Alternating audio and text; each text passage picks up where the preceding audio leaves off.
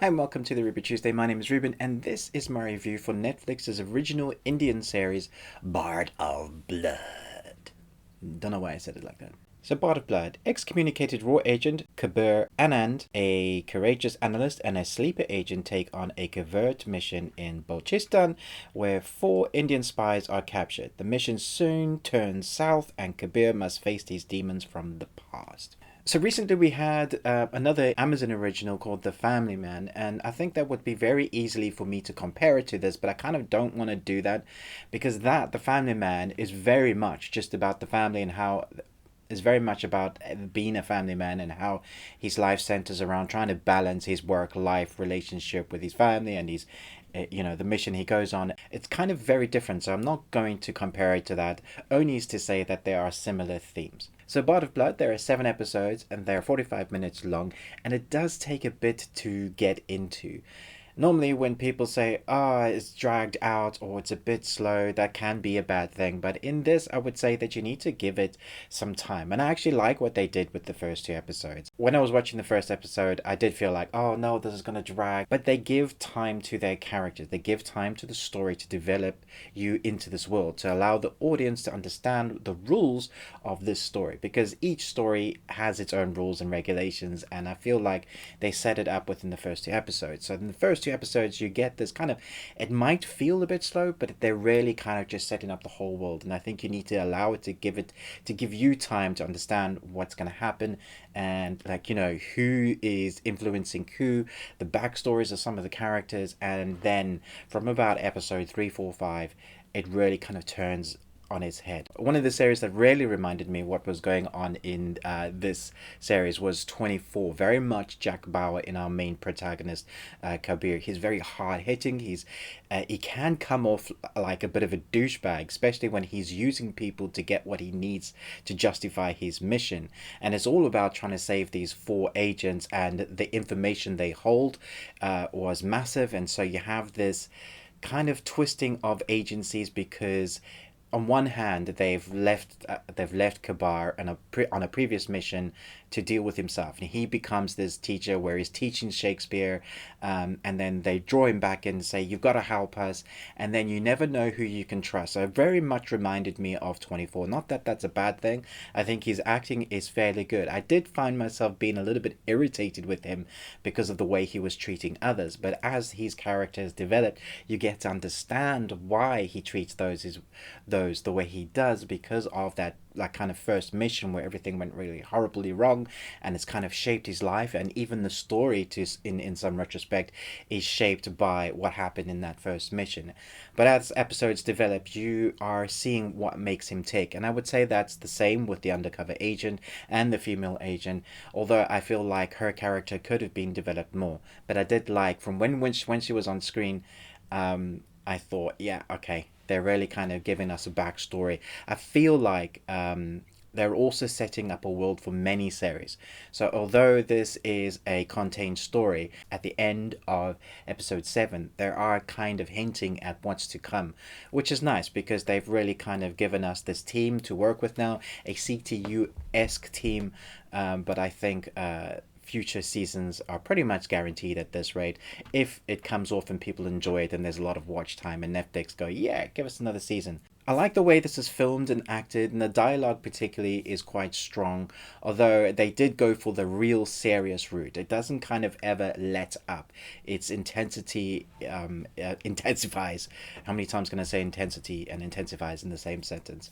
But each episode kind of gears up to that kind of action sequence moments, or the characters are going through really hard-hitting stuff. There are themes in this series that are really strong, like one of the Taliban guys is up to really some nastiness with kids. You don't get to see that, but they kind of show the consequences of that, and so there you have these themes that are dark, and it never lets up, and there isn't any kind of levity or lighter moments, and that can be quite hard to watch at times. So if that puts you off, then this series might not be for you. I mean, if you liked 24, then I would say that's kind of this is almost the Indian version of that, although this is very mission orientated. They don't kind of go back, regroup. There's always this mission that they need to get fulfilled on, and as they're going through each episode, their characters are getting more and more beaten up, and they carry that from one episode to the next, and there is this little bit of plot protection which I'm noticing more and more in series like this, where the characters are able to do things, even though they're getting hurt, they're able to do things that most people wouldn't be able to do. Even though I know they're trained, there are some things I can't believe. Like if somebody gets stabbed in the side, or their bones broken, they can hug or be okay in a conversation in the next moment. And I think that's a little bit unbelievable. And talking about unbelievable, there are a few unfinished sequences, I would say. So this is kind of my negativity. There's not a lot, but I kind of have to mention it if I'm reviewing it. One particular scene right towards the end of episode 7, there's a guy jumping off a roof, and there's literally frames that aren't in that episode. So you see him jumping off, and then you see him reappear at the bottom. You'll know it when you see it, and it took me by surprise. I checked it on my phone, I checked it on my TV, checked on multiple sources just to see that we aren't jumping frames and it's just not like a streaming service thing. But yeah, there literally isn't a bit of finished product, and I wondered how that got through.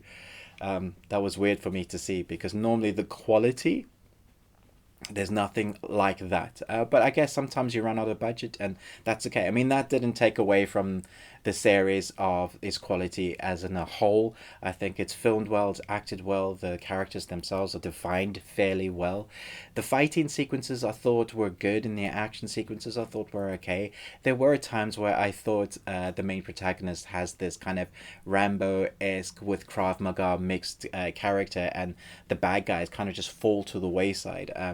He can make somebody unconscious within less than 3 seconds by doing a chokehold. And if you know anything about UFC, it takes a lot longer to do that. Someone gets stabbed in the back, it takes a few seconds for them to die. This is not the first time. Hollywood's been doing this America's been doing this in TV series for ages. The UK does it the same, where your main protagonist is able to kill people off very quickly, and sometimes the believability just kind of wavers in that. But he is your hero, he does have plot protection, so you kind of just allow that to happen. That would be my only kind of negativity with this. But I really like the kind of character dynamics between the team, because they kind of have to carry the show. And I think they do it well, because there's nothing else going on within this series apart from the mission, apart from knowing what conspiracies there are within their governments, and who's influencing who, and who's bought who off, and actually who the Taliban talking to, and who are their hierarchy, and what's going on. So you do find out a bit about the backstories of the bad guys, not as much as I would like to have seen. But there is some character development there. I always say that your story, your good guys, can only be as good as your bad guys. And I think it's a little bit lacking within the bad guys, but I like where this future series are heading. So I feel like there's an overarching bad guy. There's a story that the writers have planned, and I like where it's going. This story is very kind of basic. They got to go rescue the 4 guys, and that's the mission. But where it's interesting is seeing how the team reacts within the action set pieces, within the explosions. And the explosions are very kind of Michael Bay-ish as well. If you've watched Mythbusters, you'll know that when people get blown up, they don't actually get flown and fly about. They do that kind of Hollywood explosions with spectacular execution. And so if you like that, you'll enjoy this, because somebody can shoot at the car, and the car will blow up, and people will go flying with wirework in all directions. I guess that's still standard practice these days, and I didn't mind it. I thought it was fun. But like I said, I think that the strongest part about this is the character interactions as they're going on this really high octane journey. It's a lot of fun. I think it's fairly strong, apart from those few issues that I had. Like I said, it's very hard not to compare it to The Family Man, because there are similar almost themes, but they're also very different. So I try and put that out of your mind if you've seen that recently, and just kind of watch this, because it is quite different and quite enjoyable. I'm looking forward to see what they do with future seasons or series of this. I'm going to give it a B, because I think it deserves a B. I don't think it's quite the A level. Gosh, I don't think it's quite the A level. But I'm hoping that future seasons it will just, really find its feet. I think 7 episodes possibly might have been too long for it, but then again, I understand why they took their time at the beginning. Let me know in the comments below what you thought about this series. But most of all, until next time, remember, live long and Tuesday.